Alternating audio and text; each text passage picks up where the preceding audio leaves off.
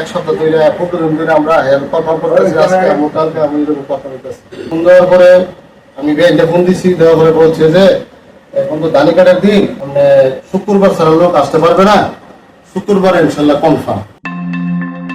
হবিগঞ্জ জেলার মাধবপুর থানার দুর্গাপুর গ্রামের এক পরিবারের বিরুদ্ধে বিয়ের নামে প্রতারণা ও কাবিননামার ছকবাজির অভিযোগ ওঠে।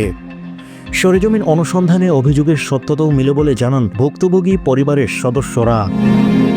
ভুক্তভোগী কসবা উপজেলার শাহপুর গ্রামের বাসিন্দা মোহাম্মদ আমির হোসেনের ছেলে মোহাম্মদ সাব্বির হোসেন। তিনি গত 14 এপ্রিল 2024 তারিখে মাধবপুর উপজেলার দুর্গাপুর গ্রামের তৌহিদ আহমেদের কন্যা ফারজানা আক্তার তিশার সঙ্গে 6 লক্ষ টাকা দেনমোহরে বিবাহ বন্ধনে আবদ্ধ হন। বিয়ের পর কিছুদিন দাম্পত্য জীবন অতিবাহিত হলেও কনে নিয়মিত নানা অজুহাতে বাবার বাড়ি যেতে চাইতেন। বরপক্ষ তা মেনে নিলেও পরে দেখা যায় এটি ছিল একটি পূর্ব পরিকল্পিত প্রতারণার অংশ। একসময় তিশার পরিবার কৌশলে তাদের বাড়িতে জামাই সাব্বিরকে ডেকে নেন এবং সেখানে তার সঙ্গে অসৎ আচরণ এবং শারীরিকভাবে লাঞ্ছিত করে।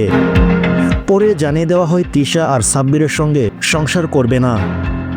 এরপর সাব্বির ও তার বাবা মেয়েকে ফিরিয়ে আনার জন্য উদ্যোগ নিলে জানানো হয় তিশার অন্যত্র বিয়ে দেওয়া হয়েছে এবং সাব্বিরের বাসায় ডিভোর্সের কাগজ পাঠানো হবে। যদিও এখনও সে কাগজ পৌঁছায়নি, উল্টো সাব্বিরের পরিবারের বিরুদ্ধে 6 লক্ষ টাকা দেনমোহরের মামলা দায়ের করা হয়। এলাকাবাসীর ভাষ্যমতে ফারজানা আক্তার তিশার বিয়ের আগে থেকে একটি অবৈধ সম্পর্ক ছিল এবং তার পরিবার সে সম্পর্কে মেয়েকে পুনরায় বিয়ে দিয়েছেন। এলাকার অনেকে এই পরিবারকে প্রতারক হিসেবে চিহ্নিত করেন এবং তাদের বিরুদ্ধে স্থানীয়ভাবে প্রতিকার চান। ভুক্তভোগী পরিবার এবং স্থানীয়রা প্রশাসনের কাছে বিষয়টির সুস্থ তদন্ত ও বিচার দাবি করেন।